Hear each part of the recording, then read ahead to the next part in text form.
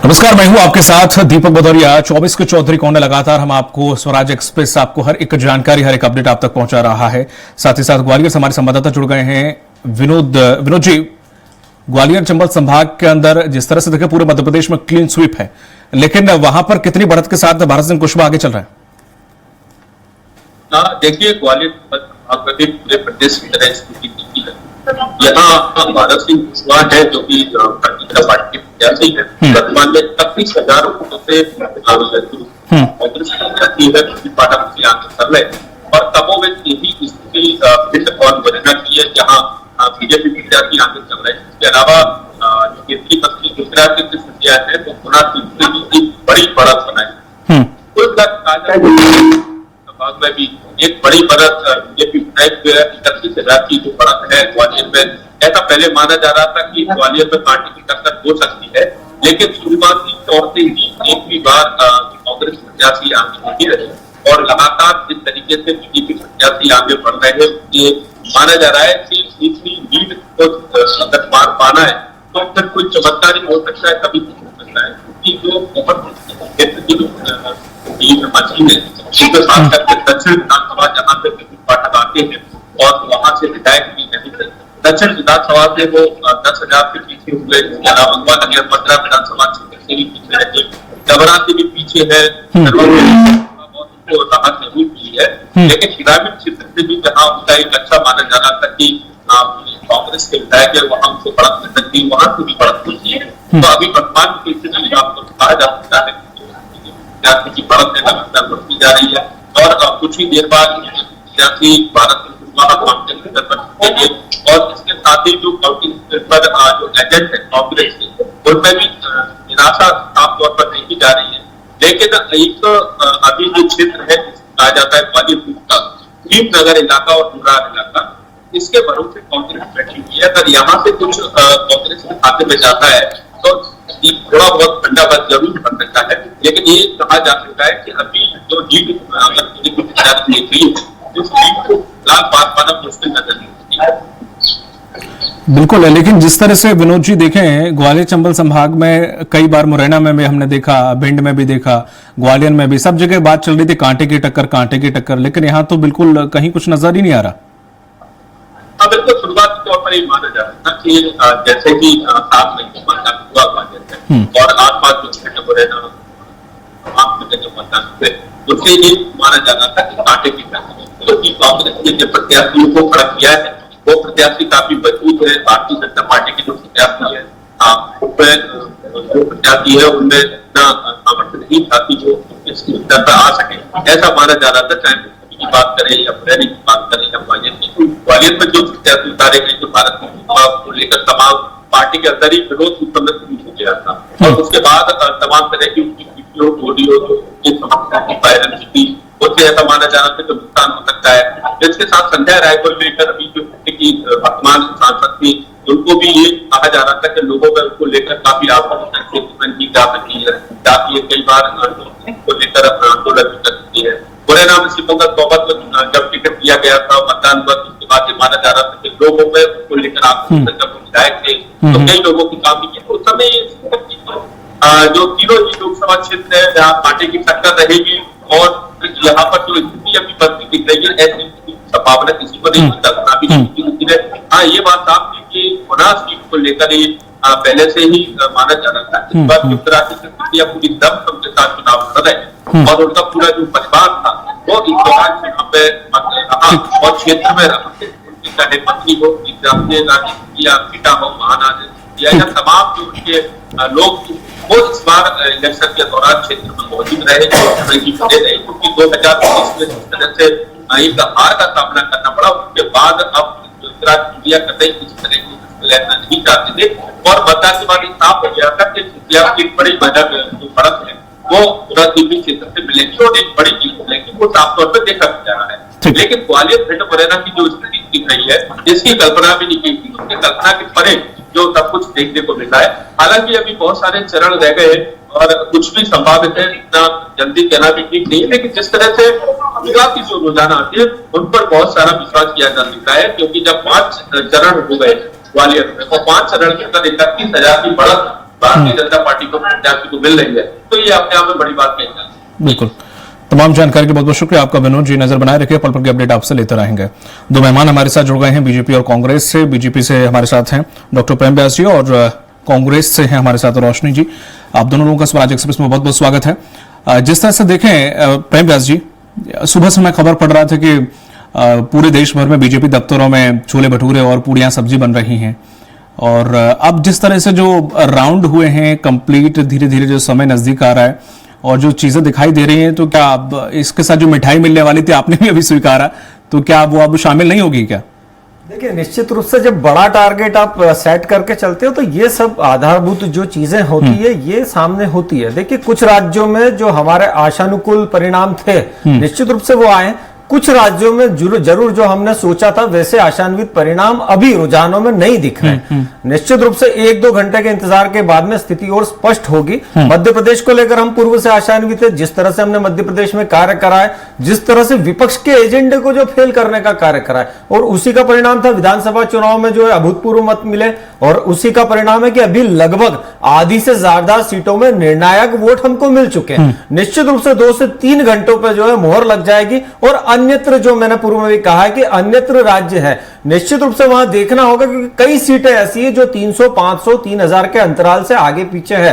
तो कुछ राउंड्स के बाद में वो स्थिति भी स्पष्ट हो जाएगी। मध्य प्रदेश को लेकर पूर्व से जो हमने आकलन लगाया था, निश्चित रूप से वो आज धरातल पर मौजूद है। तो कहां कमी रह गई? कहां हम 400 का नारा दे रहे थे, या लक्ष्य जो आपके अकॉर्डिंग कहा आपने कि लक्ष्य सेट करके रखा था, अब हम 300 पे पहुंचना बहुत मुश्किल हो रहा है। रुझानों की बात अगर मैं करूं, और ये रुझान परिणाम में बदलेंगे, कुछ ज्यादा अंतर इसमें खास देखने को नहीं मिलेगा, क्योंकि जिस तरह से जो आपके नेता हार रहे हैं उनमें 35-35, 40-40 हजार की लीड हो चुकी है, जैसे स्मृति ईरानी से लेकर अन्य जो भी नेता ले रहे हैं, तो ये हार, ये कवर अप नहीं हो पाएगी ये लीड। तो ऐसे में कहां कमी रह गई कि हम जो 400 का इतना कॉन्फिडेंस के साथ एग्जिट पोल में भी हम वो देख रहे थे, उसके बाद नतीजा जो निकला, तो यानी कि कांग्रेस थोड़ा सही कह रही थी कि हम 295 ना सही, लेकिन उन्होंने बहुत अच्छा प्रदर्शन किया। देखिए, दोनों बातें हैं। जब 2014 के चुनाव में लगभग 260 सीटें मिली थी, तब सभी न्यूज चैनल्स पर सुनामी, सभी न्यूज चैनल्स पर जो है ये सब कहा जा रहा था। उसके बाद में निश्चित रूप से हमने टारगेट को थोड़ा और आगे बढ़ाने का कार्य करा।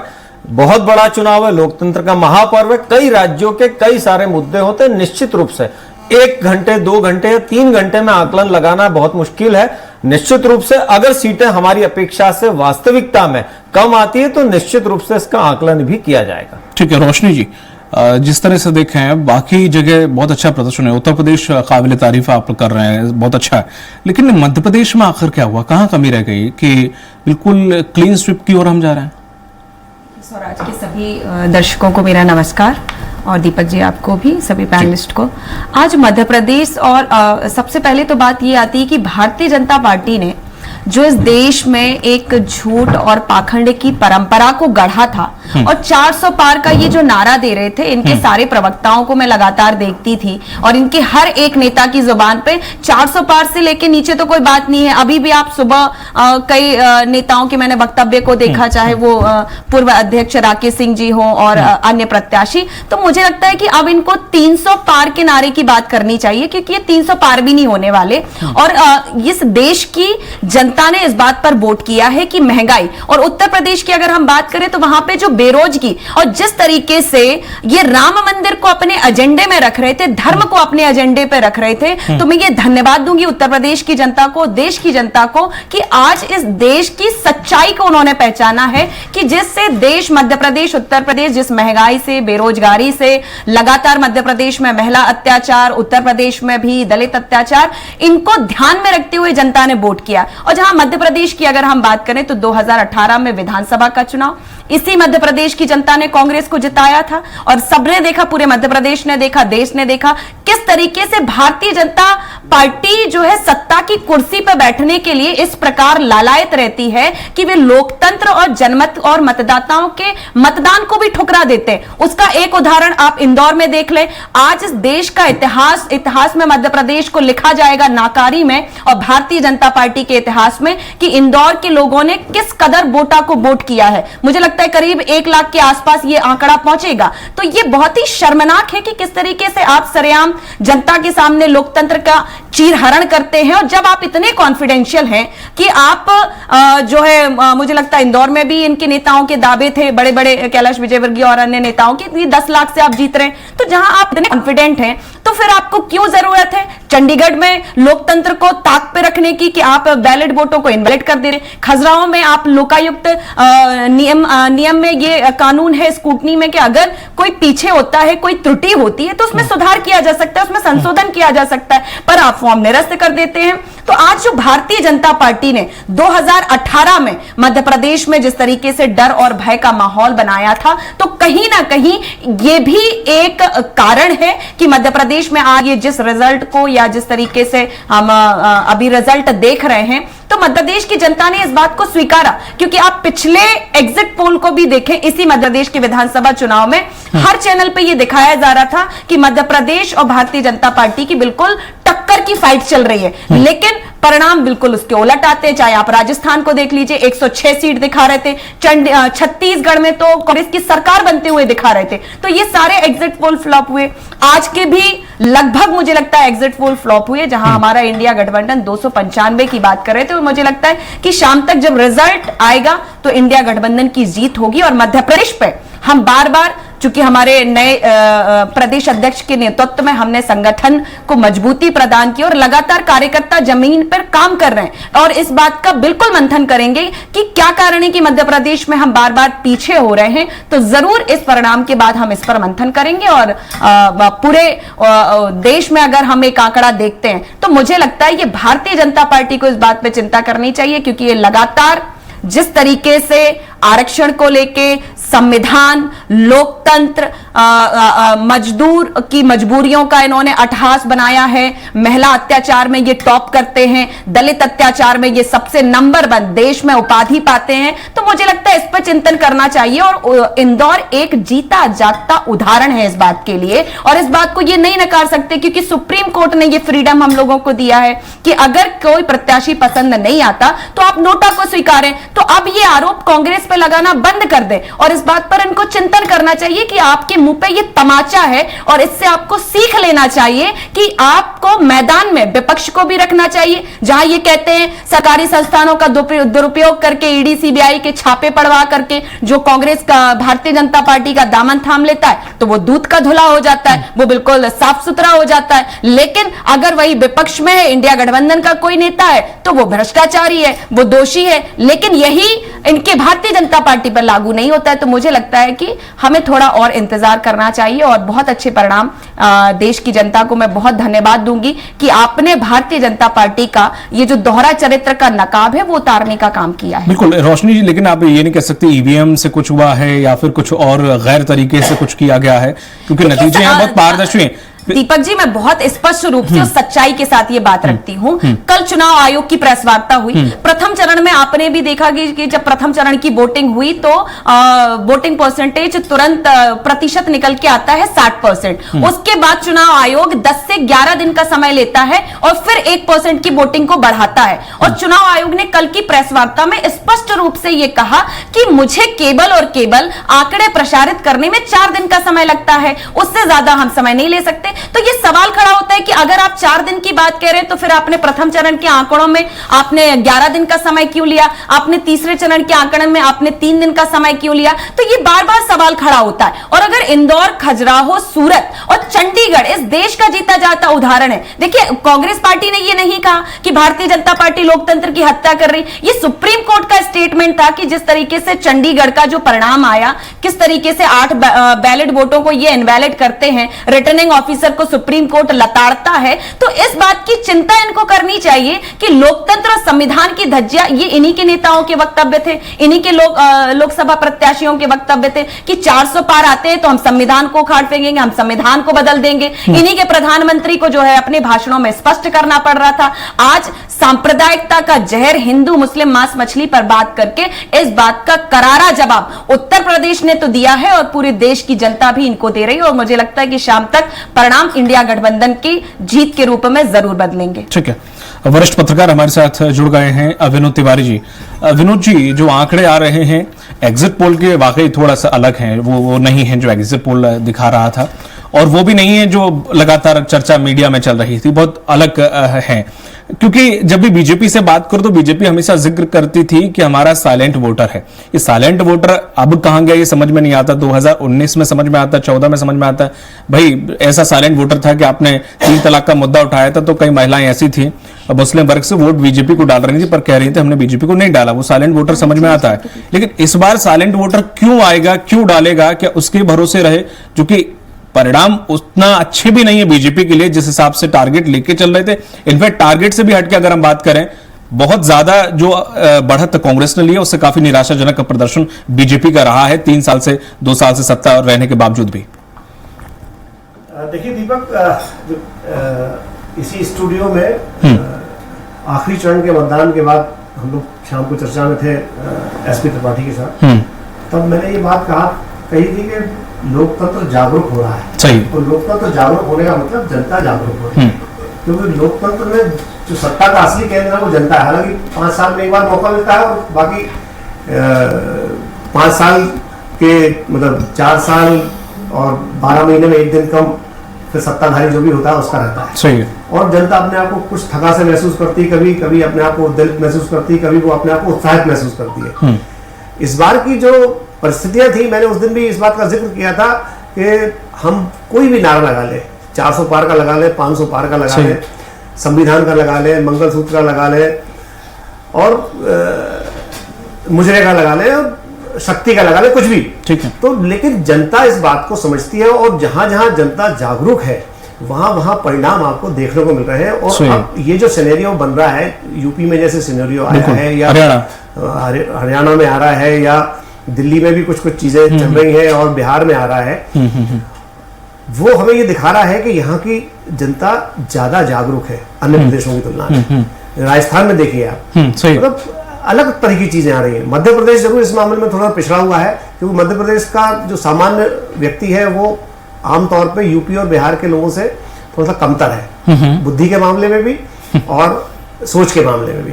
उतना ज्यादा पॉलिटिकली अवेयर नहीं है, वो अभी भी भावनाओं पे है। और यहाँ का जो वोट पड़ा है वो निश्चित रूप से मतलब उसका श्रेय में, अगर मान लीजिए 29 की 29 सीटें अगर बीजेपी जीतती है तो बीडी शर्मा और डॉक्टर मोहन यादव जो मध्य प्रदेश के मुख्यमंत्री, उनको देना ही चाहिए, क्योंकि उनके नेतृत्व में चुनाव लड़ा गया है। और प्रधानमंत्री मोदी ने एक सभा में बीडी यादव की तारीफ भी की थी कि दुबला पतला आदमी है लेकिन बहुत तेज है, चंट है। कांग्रेस के साथ दिक्कत ये रही यहाँ पे कि जीतू पटवारी आए लेकिन वो उतना अपना प्रभाव नहीं जता पाए, और जो सीनियर लीडरशिप थी कांग्रेस की उसने उनका साथ नहीं दिया। और इसके बीच में जो भगदौड़ जिस तरह की मची, मतलब सुरेश पचौरी जैसे लोग कांग्रेस छोड़ गए, रामनिवास रावत जैसे लोग कांग्रेस छोड़ गए, बाकी नीचे की लीडरशिप तो बहुत ज्यादा। अच्छा, फिर कांग्रेस का संगठन भी यहाँ कमजोर रहा और बीजेपी इस बात में कामयाब रही, मध्य प्रदेश की बात करूं मैं, कि वो बड़े नेताओं को एक कोने में बांधने में, जैसे कमलनाथ छिंदवाड़ा में बंद करे गए और वहां भी परफॉर्म नहीं कर पाए, दिग्विजय सिंह जो है राजगढ़ में बंद करे गए, परफॉर्म नहीं कर पाए, कांतिलाल भूरिया झाबुआ रतलाम में बंद करे गए, काम नहीं कर पाए। लेकिन जहां जो लोग, जैसे मैं सतना की बात करूं, सतना में अच्छा प्रदर्शन किया उसने, कुशवाहा ने। तो आप देखिए, मतलब लड़ाई है ऐसा नहीं है। और जो 5-6 सीटें जिन पर मैं अभी देख रहा हूं, बहुत ज्यादा लीड का अंतर नहीं आया। मैं उनको पहले भी मान रहा था कि वो कहीं ना कहीं लोकतंत्र की लड़ाई में शामिल है। 5-6 सीटें ऐसी थी जिसमें एक मंडला की सीट भी थी, एक सतना की सीट भी थी, बालाघाट में भी कुछ। सर मैं आपको रोकना चाहूंगा, अनुराग ठाकुर कुछ कह रहे हैं, सीधा आपको सुनाते हैं।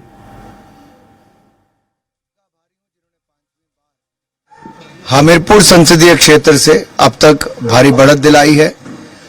आदरणीय प्रधानमंत्री नरेंद्र मोदी जी ने, आदरणीय राष्ट्रीय अध्यक्ष जगत प्रकाश नड्डा जी ने, आदरणीय गृह मंत्री अमित भाई ने, सभी पार्टी के वरिष्ठ नेताओं ने बहुत विश्वास हर बार व्यक्त किया और मुझे पूर्ण आशा है कि उनकी उम्मीदों पर हम लोग खरा उतरे भी हैं।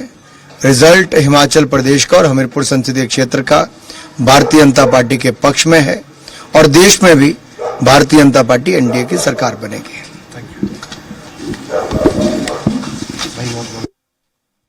अनुराग ठाकुर ने बयान दिया है कि भारतीय जनता पार्टी की सरकार बन रही है, अपने सभी वरिष्ठ नेताओं को धन्यवाद दिया है।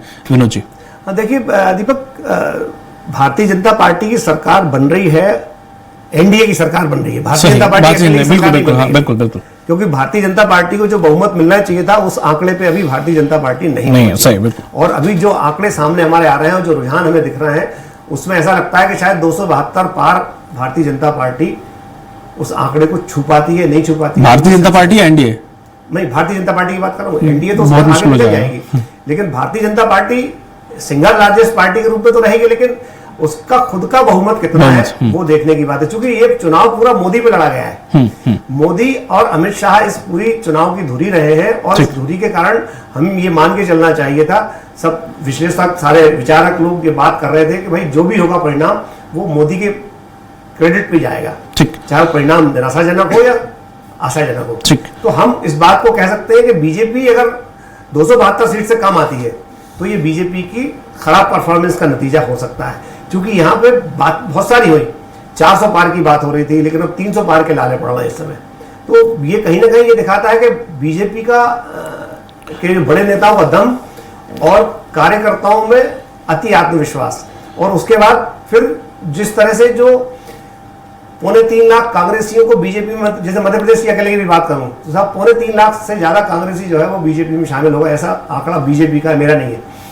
तो उससे भी निराशा आई कि हम में क्या कमी है, तो आप पराये लोगों को हमारे यहाँ लेके आ रहे हो, उससे भी कार्यकर्ता घर बैठ गया। तो पन्ना प्रमुख, अर्ध पन्ना प्रमुख और शक्ति केंद्र प्रमुख, तमाम सारे जो कार्यकर्ता थे सब दिखाने के लिए रह गए, और जो टारगेट था 370 वोट का हर पोलिंग पे वो भी कहीं नहीं दिख रहा। और जो ऐसा लग रहा था कि साहब खजुराहो में हम 10 लाख की लीड करेंगे या विदिशा में हम रिकॉर्ड वोटों से जीतेंगे, या ये विनोद सर, मुझे ऐसा लगता है कि ये कहीं ना कहीं स्ट्रैटेजी रहती है कि देखा जाए बीजेपी का हमेशा ये जाल बिछा के रखती है जो जिसमें कांग्रेस अक्सर फंसती रही है। हमने पश्चिम बंगाल के चुनाव देखे जिसमें बीजेपी कह रही थी वहां हम सरकार बना रहे हैं, फिर बाद में अमित शाह ने खुद कबूला कि वहां हम सरकार नहीं बना पा रहे थे, लेकिन हमने टारगेट इसलिए ज्यादा रखा तब उनकी सीट आधे से ज्यादा कम आई थी। तो वही यहाँ पर उन्होंने किया है इस बारे में। 400 समस्या ये है कि आप हाइप क्रिएट करें, वो राजनीतिक दल का अपना कर्तव्य है, वो उसका अपना फेनोमेना है, और वो अपना, भाई कांग्रेस को अपना अख्तियार है, इंडिया गठबंधन को अपना अख्तियार है, एनडीए गठबंधन को अपना अख्तियार है कि वो अपने हिसाब से चीजों को प्रस्तुत करें और अपना मायाजाल फैलाएं और उस भ्रम में लोगों को डालें। लेकिन जनता उस भ्रम में कितना आ रही है, और हमारे जैसे विश्लेषक या जो पत्रकार हैं और जो राजनीतिक विश्लेषक हैं वो उस सच्चाई को कितना समझ पा रहे हैं। अभी होता क्या है कि एग्जिट पोल आ गए और जो चर्चा का माहौल बनता है उसमें कहीं ना कहीं ऐसा महसूस कर पा रहे हैं कि किसी से प्रभावित होने की बात आ जाती है सामने। तो हमको प्रभावित नहीं होगा, जो सच बात है उस पर रहना चाहिए भाई, सच को आप नहीं हटा सकते। भाई मैं अगर मान लीजिए 350 से कम सीटों की बात 1 तारीख को कर रहा था तो मैं आज भी उस पर कायम हूं, और मेरी बात यहाँ जो रुझान आ रहा है और जो परिणाम आ रहे हैं उससे सच होती दिख रही है। लेकिन मेरे कुछ साथी जो कह रहे थे साहब कि 350 से तो ऊपर आएगी, आप किसी भी तरह की डेट लगा लीजिए, शर्त लगा लीजिए। तो मैंने तब भी कहा था कि भाई देखिए, बीजेपी का काम अपना था, उनको अपने पक्ष में माहौल करने की बात थी, उन्होंने अपने पक्ष में माहौल करने की कोशिश की। मध्य प्रदेश में वो काफी हद तक कामयाब हो गए, लेकिन यूपी में, बिहार में, पश्चिम बंगाल में उतने कामयाब नहीं हो पाए। दिल्ली जैसी जगह में एंटी इनकम्बेंसी बहुत देखने को मिली, ये इसमें कोई शक नहीं है। प्रेम जी, मैं आपके पास आऊंगा। जिस तरह से दीपक जी एक बात और कहना चाहता है, इनकम्बेंसी शब्द के बाद जो है दम का विषय जो है, क्योंकि मोदी जी की जो भाषा है और अमित शाह की जो भाषा है, वो भाषा दूसरे चरण के बाद इतनी तेजी से बदली और उससे लोगों में डर पैदा हुआ। मैं ये बात कहूंगा एक बार। ठीक है, जिस तरह से प्रेमदास जी हम देखें, जब आपकी शुरुआत हुई जनसंघ से आप भारतीय जनता पार्टी बने, आपके पास कई मुद्दे थे, 370 था, राम मंदिर था, आपके पिटारे में बहुत कुछ था जिसके सहारे आप आगे बढ़े, और वाकई 2 सीटों से आज से भारतीय जनता पार्टी दुनिया की सबसे बड़ी पार्टी बन गई और आप कई चुनाव भी जीते। अब क्या पिटारा खाली हो गया है, क्योंकि इस बार ऐसे कुछ मुद्दे दिखे भी नहीं? देखिए, निश्चित तौर पर दीपक जी बहुत सारे मुद्दों को भारतीय जनता पार्टी ने जो वादे किए थे, जैसे राम मंदिर का मुद्दा है, तो राम मंदिर का वादा कोई आज का तो नहीं था। जनसंघ के समय से हम कह रहे थे 370 का जहां बलिदान हुए मुखर्जी, वो कश्मीर हमारा है, उस समय से हमारा मुद्दा था। तो निश्चित रूप से 55-60 वर्षों से जो मुद्दे व्याप्त थे, इन 10 वर्षों में उन सभी मुद्दों को हल करने का कार्य करा है। महंगाई को लेकर जो एक ड्रॉबैक फैलाया जाता है, आप पूरे 10 वर्षों का कार्यकाल निकाल लीजिए, चैलेंज कर रहा हूं मैं। आरबीआई ने 4 से 6% महंगाई दर रखी थी, 6% से ज्यादा इन 10 वर्षों में अगर हुई हो तो आप एक बार कोट कर दीजिए।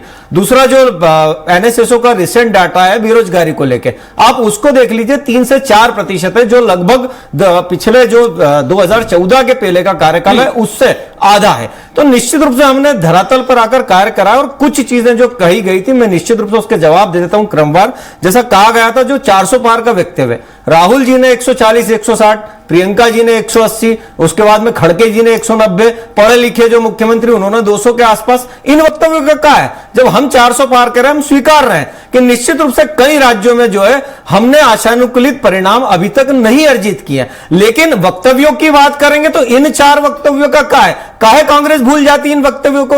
दूसरा जो वोटर टर्नआउट ऐप है वो पर घंटे जानकारी देता है। अगर वोटर टर्नआउट ऐप में कोई समस्या है, अगर 17C फॉर्म में जो जानकारियां दी है उसमें कहीं डिसमैच है, तो क्यों जनता को वर्गलाने का कार्य कर रहे हैं? आप जाइए सुप्रीम कोर्ट, आप रात को 12 बजे 2 बजे आतंकवादियों को छुड़ाने के लिए अदालतें खुलवा सकते हैं, लेकिन जब आपका प्रत्याशी गलत फॉर्म भरता है, उसकी निजी जानकारी, जो 2-2 बार चुनाव लड़ा है वो व्यक्ति अगर गलत फॉर्म भरता है, तो इसका फेलियर भारतीय जनता पार्टी पे। इंदौर में आपके कार्यकारी अध्यक्ष मीडिया के सामने आकर कहते हैं कि जो है कांग्रेस में टिकट बेच दिए जाते हैं। के मिश्रा जी कहते हैं 15 दिनों से मेरे संज्ञान में था कि ये छोड़ने वाला है, लेकिन उसका फेलियर जो है भारतीय जनता पार्टी पे। तो ये द्विअर्थी संवाद क्यों? अगर महिला अत्याचारों की बात करी जाती तो 2018 में जो अधिनियम बना था, मध्य प्रदेश पहला राज्य है जिसने उसको लागू करा। 55 से ज्यादा मामलों को फास्ट ट्रैक कोर्ट्स में चलाकर मृत्युदंड की सजा तय की गई है। और वहीं पर राधिका खेड़ा आपकी प्रवक्ता जब बोलती है तो मुंह आपका सांप सूंघ जाता है। उसके बाद में स्वाति मालीवाल के कपड़े नहीं फटे हैं, इसलिए वो महिला झूठ बोल रही है। संदेश खली में आपका एक वक्तव्य आया हो तो बता दीजिए, एक स्टेटमेंट कांग्रेस का आया हो तो बता दीजिए। भारतीय जनता पार्टी ने पूरे देश में, चाहे वहां पर भारतीय जनता पार्टी की सरकार हो या ना हो, किसी भी मुद्दे पर जीरो टॉलरेंस की नीति के तहत कार्य करा। इसलिए हमने कहा है कि अभी जब वोट परसेंट आएगा तो निश्चित रूप से तय हो जाएगा नरेंद्र मोदी जी के नेतृत्व में भारतीय जनता पार्टी को कितना मत प्रतिशत अर्जित हुआ है। ठीक है, मैं आपसे एक सवाल लूंगा महंगाई के ऊपर ही। विकास हमारे साथ जुड़ गए हैं इंदौर से। विकास, क्या कुछ अपडेट? माहौल जो लोकसभा चुनाव में देखने को मिला था, नोटा को जो है कांग्रेस अपना प्रत्याशी बता रही, तो उसका एक रिकॉर्ड भी जो है इंदौर के अंदर दर्ज होने के कगार पर अगर बात की जाए नोटा की, तो इंदौर के अंदर 1,33,833 मत जो है नोटा पर गए हैं। वहीं अगर बीजेपी के लालवानी की बात की जाए तो शंकर लालवानी को 8,14,380 मत जो है लालवानी जो है आगे चल रहा है। लेकिन देखा गया है कि नोटा का प्रचार किस तरह किया गया था, तो कहीं ना कहीं कांग्रेस ने जो प्रचार किया था उसका फायदा जो है यहाँ देखते हुए नजर आ रहा है। अगर पूरे देश की मैं बात करूं तो देश में इंदौर में सबसे ज्यादा नोटा के 1,45,000 मत अभी तक जो है गिर चुके हैं, और वहीं जो है मतगणना जो है लगातार जारी है। बात की जाए तो नोटा में देश में बिहार के अंदर जो है 50,000 से ऊपर जो है नोटा गया था, लेकिन इंदौर में 1,45,000 मत जो है नोटा के ऊपर गए। तो कहीं ना कहीं जिस तरह का माहौल जो है कांग्रेस ने खड़ा किया था वो कहीं ना कहीं सफल होता हुआ नजर आ रहा है कि मध्य प्रदेश के अंदर जो बीजेपी है 29 की 29 सीटों पर जो है बढ़त बनाया हुआ है। मालवा निमाड़ की बात की जाए, दिग्गजों का जो दाव पे जो है कहीं ना कहीं बात की जाए तो रतलाम झाबुआ सीट की, तो वहां पर भी जो है कहीं ना कहीं बीजेपी जो है बढ़त बनाते हुए नजर आ रही है। वहीं खरगोन बड़वानी सीट के अंदर जो कांग्रेस। ठीक है, तमाम जानकारी के लिए बहुत बहुत शुक्रिया आपका विकास। आवाज आपकी साफ दर्शकों तक नहीं पहुंच पा रही है, शुक्रिया आपका। जिस तरह से प्रेम व्यास जी आप महंगाई की बात कर रहे थे, आपने बहुत आंकड़े गिनाए।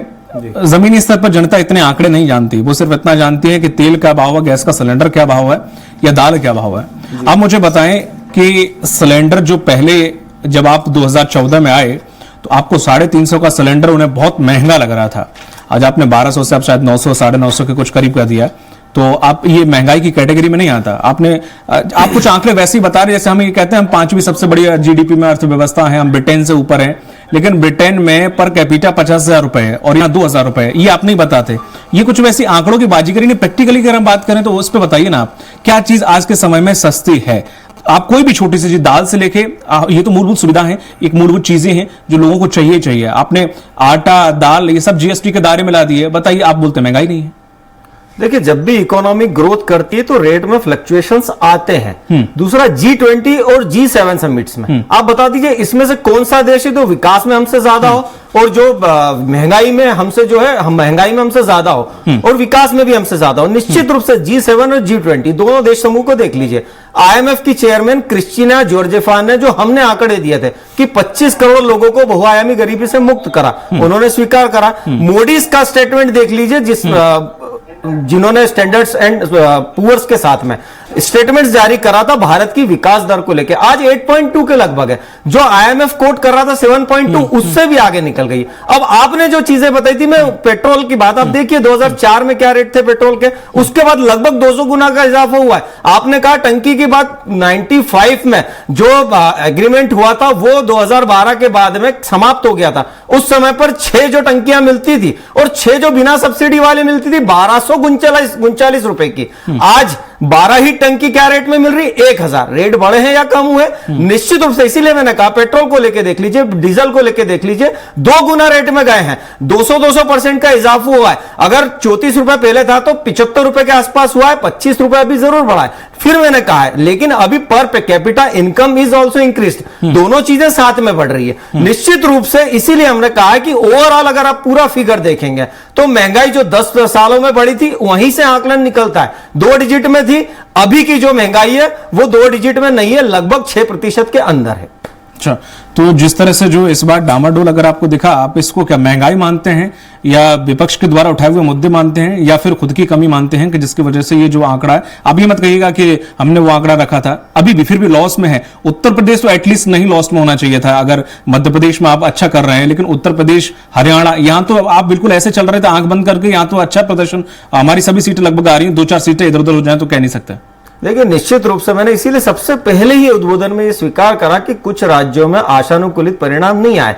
धरातल पर आकर उसका आकलन भी किया जाएगा कि ऐसे कौन से मुद्दे थे जिनको लेकर जनता ने जितना विश्वास हमने अर्जित करना चाहा था उतना विश्वास प्रेषित नहीं करा। इसीलिए आकलनों का दौर आएगा, निश्चित रूप से उनको भी दूर किया जाएगा। लेकिन हम ईमानदारी से स्वीकार करते हैं, हम ये नहीं करते विदेश की धरती पर जाकर कि भारत में लोकतंत्र समाप्त हो गया है, सभी संवैधानिक संस्थाओं ने अपना कार्य करना बंद कर दिया। क्या कभी प्रार्थना करिए, ये मंत्री फोन ला क्या दिल्ली में 20 करोड़ में विधायक खरीदे जा रहे हैं, सीबीआई जब पहुंचती है तो नदारद हो जाते हैं। निश्चित रूप से आप एक मौका बता दीजिए जहां पर स्वीकारोक्ति के साथ में कहा गया हो कि हां आज लोकतंत्र व्यवस्थित कार्य कर रहा है, सभी संवैधानिक संस्थाएं जो अपना कार्य कर रही है। ठीक है, अब जिस तरह से देखें कांग्रेस प्रवक्ता रोशन जी, अभी आपने बोला कि बाकी जगह सब ठीक है, लेकिन मध्य प्रदेश में जो नतीजे आए हैं फिर भी आपने वो ये पूरा श्योरिटी के साथ नहीं कहा कि नहीं, पारदर्शिता के साथ चुनाव हुए हैं और ईवीएम में कोई ऐसी कोई खामी नहीं है जिसकी वजह से, क्योंकि आपके बाकी सब जगह बहुत बढ़त मिल रही है। तो क्या अभी भी आप ईवीएम पर आरोप लगाएंगे?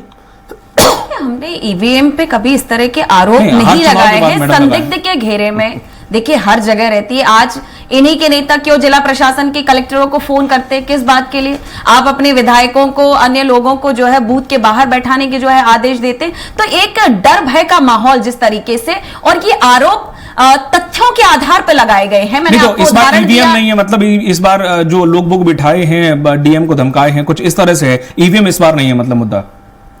देखिए, आपने खजराओं का मैंने एक उदाहरण दिया। क्या नहीं जिला प्रशासन पे आरोप लगता है? जिला प्रशासन आरोप मतलब ईवीएम पे जाता है। कोई डायरेक्ट ईवीएम तो टेक्निकल मशीन है, वो स्वतः तो नहीं चलती है। और अभी जो प्रेम नारायण जी महिला अत्याचार को लेकर के बात कर रहे थे, तो मुझे लगता है इनको शर्म करनी चाहिए। जो संदेश खाली का जो विषय लेकर के आए पश्चिम बंगाल में, ये भारतीय जनता पार्टी का मानसिक रूप से लोगों को किस तरीके से झूठ और पाखंड लोगों के दिमाग में एक भ्रम जाल बनाना है, ये भारतीय जनता पार्टी की स्ट्रेटेजी होती। यही संदेश खाली में इनका पर्दाफाश हुआ कि इन्हीं के जो है बीजेपी के इनके मंडल अध्यक्ष ने इस बात को स्वीकारा कि संदेश खाली में उस महिला ने भी स्वीकारा कि मुझसे खाली पेपर पे ये साइन करा लेते हैं और इस तरह का कोई भी कृत्य नहीं होता है। इन्हीं के भारतीय जनता पार्टी के मंडल अध्यक्ष इस बात को स्वीकारते हैं कि हमने 2-2 हजार रुपए के नोट दिए और इस तरीके का संदेश खाली का 70 से 72-75 महिलाओं पर ये बात करके और यौन उत्पीड़न और इस तरह के आरोप लगाए हैं। तो मुझे लगता है कि भारतीय जनता पार्टी इतनी निकटतम और इतनी घटिया सोच रख के इस देश में राजनीति करना चाहती है, तो ये वाकई इस देश के लिए बहुत ही शर्मनाक है। और आप इस बात पर आ जाइए कि पहले चरण के बाद प्रधानमंत्री ने जिस तरह के भाषण दिए, हिंदू मुस्लिम मांस मछली सांप्रदायिक नफरत फैलाने की बात कही है, और छोड़िए ये जो विश्व का एजेंडा और डंका बजाने की जो बात कर रहे होंगे, तो मैं आपको एक वक्तव्य याद दिलाना चाहती हूं कि मोदी जी अपने भाषणों में ये कहते हैं कि भारत की आवाज जब भारत बोलता है तो पूरा विदेश सुनता है। ये तारीफ तब की गई थी जब अमेरिका के प्रेसिडेंट बराक ओबामा जी ने नेहरू जी के ये शब्द कहे थे। ये प्रधानमंत्री नरेंद्र मोदी जी, ये भारतीय जनता पार्टी ने ऐसा कोई इतिहास नहीं रचा। और जो इकोनॉमिक की बात कर रहे हैं, तो एक अच्छे इकोनॉमिस्ट के रूप में आदरणीय प्रधानमंत्री जी ने, और मैं नरसिम्हा राव जी की तारीफ करूंगी, आपको थोड़ा सा पीछे ले जाऊंगी।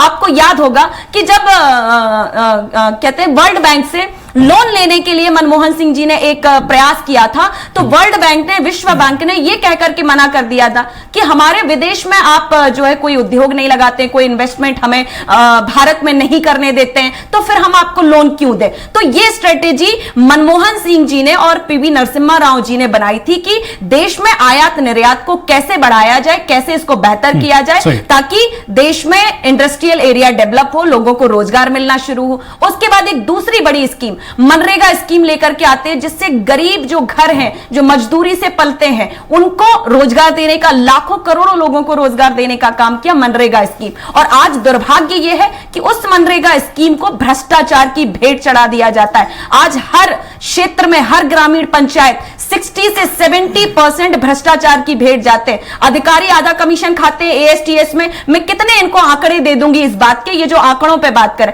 अब रिजर्व बैंक के आंकड़े पे आ जाइए, ये जो किसानों की आय दोगुनी करने का बात करते हैं, ब्याज दर आज 7 to 8% जो है जा रहा है। रिजर्व बैंक के ये आंकड़े हैं। तो ये कहां, ना तो ये किसानों की आय दोगुनी करने का इनके संकल्प पत्र में वादा था, कहां अपने किसानों की आय दोगुनी की। आज हरियाणा इनके मुंह पे तमाचा दे रहा है कि किसानों के साथ, या पंजाब इन्होंने जो किया है उसका दृश्य आप देख रहे हैं। इन्होंने पूरे चुनाव को जय श्री राम, राम को जो लाया है वो 400 पार करेगा, हम उनको लाएंगे। अरे तो बाबरी का सबसे पहले ताला राजीव गांधी जी ने खोला था, लेकिन भगवान के नाम पे कांग्रेस पार्टी राजनीति नहीं करती। हमारे हृदय में राम है, कृष्ण है, और आज इस देश में इतने अथाह मंदिर बनाए गए हैं जिसको पूरा देश पूजता है, बड़े बड़े शंकराचार्यों के मठ हैं। तो क्या ये भारतीय जनता पार्टी ने कर दिया? इस देश में इतने IIM, IIT, और आज देखिए ये युवाओं की बेरोजगारी की बात करते हैं, तो इनको मंथन और आकलन करना चाहिए कि यही जो IITians 35% लोग 5 साल से बेरोजगार हैं, जिनको नौकरियां नहीं मिली है।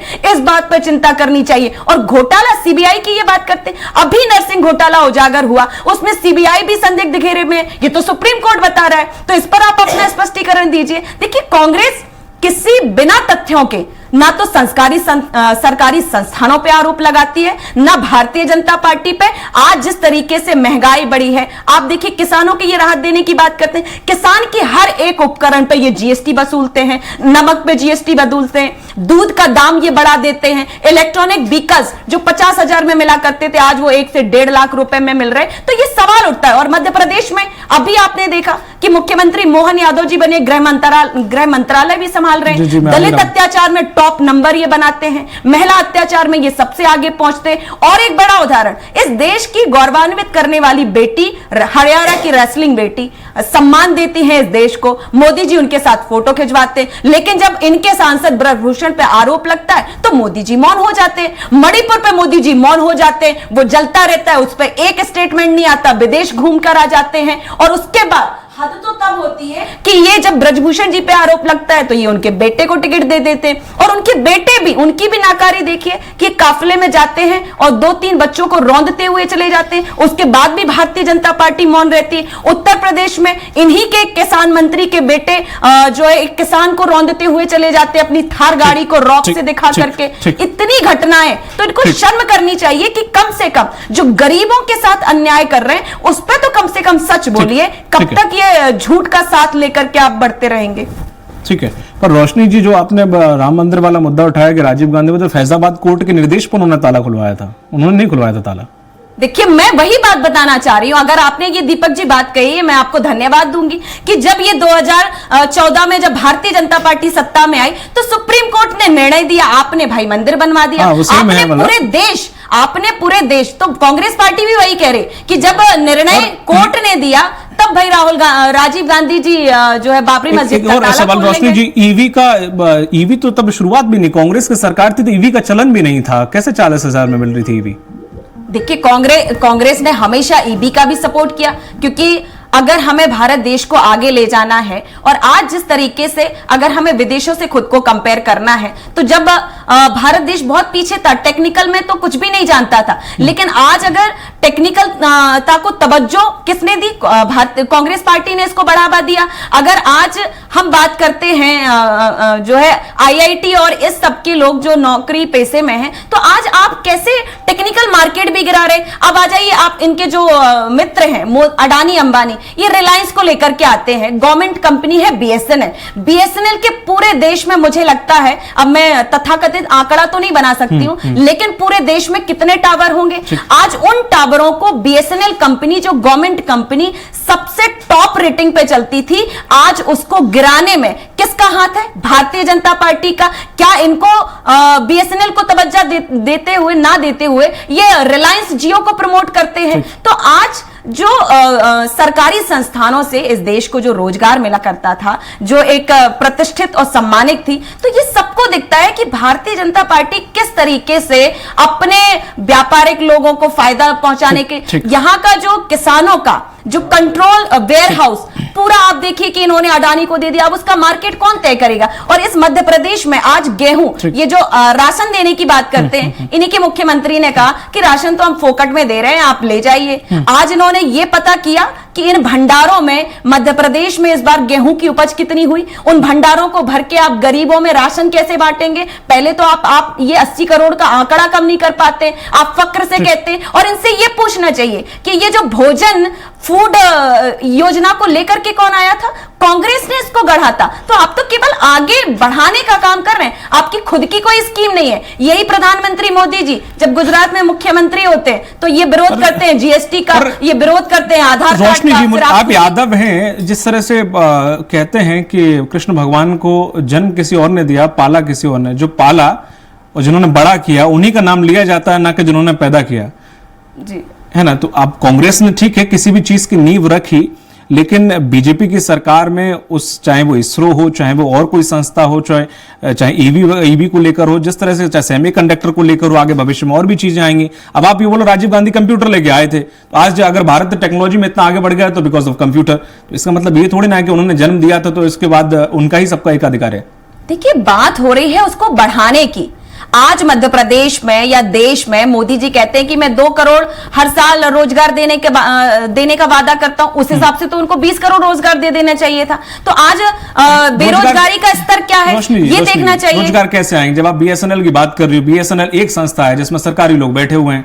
अब अगर रिलायंस जैसे या एयरटेल जैसे अगर कोई दफ्तर खोलते हैं जिनमें सैकड़ों लोग काम करते हैं तो उन्हें रोजगार मिलता है, तो आप कह रहे हो उन्हें मत प्रमोट करो। आप हमारे बीएसएनएल में कितने लोग काम करते हैं? आपको सरकारी संस्थानों को भी ध्यान रखना होगा। आप सरकारी नौकरियां कैसे देखें? आज केंद्र में 30 लाख नौकरियां खाली हैं। क्या भारतीय जनता पार्टी का यह दायित्व नहीं बनता था केंद्र का कि उन नौकरियों पे, रिक्त पदों पे आपको स्थान देना चाहिए? आज उत्तर प्रदेश और मध्य प्रदेश को लेके जो भर्तियां आप निकालते हैं, आप इतना बड़ा घोटाला करते हैं। आप हर एक फॉर्म की फीस 1000 से 2000 रुपए तय करते हैं और फॉर्म को आप लीक कर देते हैं। रोशनी जी, मैं आऊंगा आपके पास। तिवारी जी, मैं आपसे भी सवाल लूंगा। अरविंद जी हमारे साथ जुड़ गए हैं, जबलपुर से वरिष्ठ संवाददाता। अरविंद जी, क्या कुछ अपडेट? बिल्कुल, यहाँ पर भले ही पूरे देश में किसी भी तरह की स्थितियां चल रही है, लेकिन जबलपुर में भारतीय जनता पार्टी के प्रत्याशी आशीष दुबे इस वक्त 8वें राउंड की तरफ बढ़ रहे हैं। 1,65,000 की उनके पास लीड हासिल की है उन्होंने, और कांग्रेस के प्रत्याशी दिनेश यादव से बहुत कहीं ज्यादा आगे निकल चुके हैं।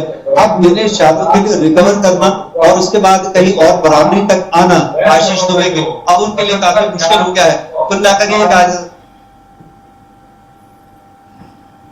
ठीक है, अरविंद जी से संपर्क टूट गया। विनोद जी, मैं आपके पास आऊंगा। विनोद जी, जिस तरह से रोशनी जी ने जो बातें रखी, कुछ प्रैक्टिकली जमीनी स्तर पर एग्जिस्ट करती हैं, कुछ थोड़ा सा नहीं भी करती हैं, दोनों ही चीजें थी। आप उनकी बातों से कितना इत्तेफाक रखते हैं? क्या कुछ सही कहा उन्होंने? देखिए, विकास जो है वो निरंतरता का विषय है। हम अगर नेहरू जी के काल से शुरू हो और आज मोदी जी के काल से है, तो जिसके भी नेतृत्व में राष्ट्र चला है, जिसने भी नेतृत्व किया है, उसने कहीं ना कहीं विकास किया है और उस विकास का हम परिणाम सामने देख रहे हैं। हम अकेली ये बात तय कर लें या अपने आप को ये तय कर लें कि 2014 के पहले देश नहीं था, सही, या 2014 के बाद देश नहीं होगा, सही। तो हम इस परिकल्पना के बाहर होना चाहते हैं। सही। हम बताना चाहते हैं कि जो चाहे मोदी हो, मोदी के पहले मनमोहन जी हो, नरसिम्हा राव हो, बीपी सिंह रहे हो, इंदिरा जी रही हो, चरण सिंह रहे हो, इंद्र कुमार गुजराल रहे हो, तमाम सारे मोरारजी भाई रहे हो, देश में तमाम तरह के नेता आए और सबके कार्यकाल में कुछ ना कुछ तरक्की आई। राजीव गांधी का कार्यकाल रहा, हर एक ने अपनी तरह से देश को आगे बढ़ाने की कोशिश की और राजनीतिक दलों के अपने आरोप प्रत्यारोप अपनी जगह है, लेकिन जब कोई भी राजनीतिक दल का नेतृत्व देश को मिलता है तो वो फिर देश का नेता होता है, वो किसी दल का नेता नहीं होता। और उसको भी अपनी जो भूमिका है वो देश के नेता के रूप में ही निभानी पड़ेगी और निभाना चाहिए, चाहे मोदी जी हो, चाहे राजीव गांधी रहे हो, चाहे कोई भी रहा हो, चाहे आगे जो भी आए, वो उस समय देश का नेतृत्व कर रहा होता है, ना कि वो अपनी विचारधारा का या अपनी पार्टी का। ऐसे में कई बार जो स्थितियां बनती हैं वो स्थितियां किसी को थोड़ा सा भी पक्ष लेने से, जैसे रोशनी ने कहा कि अडानी के हाथ में वेयर हाउसिंग की पूरे सिस्टम को दे दिया गया, बिल्कुल सही बात है। मैं इससे और अलग हट के बात कर रहा हूं, जैसा कि प्रेम व्यास ने कहा कि 25 करोड़ लोग जो है गरीबी की रेखा से बाहर आ गए। फिर भाई साहब ये बताइए आप मुझे, 80 करोड़ लोगों को आप मुफ्त में राशन क्यों दे रहे हैं? ये राशन कहां से आता है? मेरी बात बुरी जरूर लगेगी, लेकिन मैं चूंकि राजनीतिक व्यक्ति नहीं हूं इसलिए मैं कह सकता हूं इस बात को, मुझे नफा नुकसान से कोई फर्क नहीं पड़ने वाला। मैं तो इस बात के भी खिलाफ हूं कि 8,000 रुपए मुफ्त में क्यों दिए जाएं, 8,500 रुपए, 1,200 रुपए भी मुफ्त में क्यों दिए जाए किसी को, 1,250 रुपए, बिल्कुल सही। किसी को 5 किलो राशन भी मुफ्त में क्यों दिया जाए? जो मेहनतकश आदमी है, उस मेहनतकश आदमी को पूरी मेहनत करने के बाद भी पैसा नहीं मिलता है और आप मुफ्त में लोगों को अनाज दे रहे हो और वो उसका क्या दुरुपयोग कर रहा है? राशन की दुकानों में घोटाला बराबर से जारी है, उसमें कहीं कोई कमी नहीं आती है। राशन की दुकान से सीधा फ्लोर मिल पे गेहूं पहुंच जाता है, वहां पे वही गेहूं जो है बाजार में आ जाता है। आपके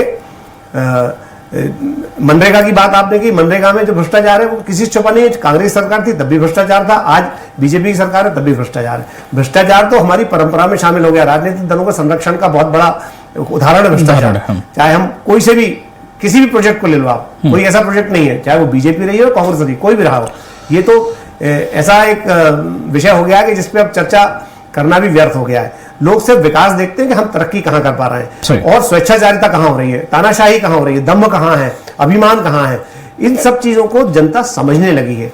इसलिए हमको अब आगे आने वाले समय में राजनीतिक दलों के लिए बहुत कठिन दौर शुरू होने वाला है। हम इस मुगालते में नहीं रहे कि हमने जो कह दिया वो फाइनल है, जनता ये मान लेगी।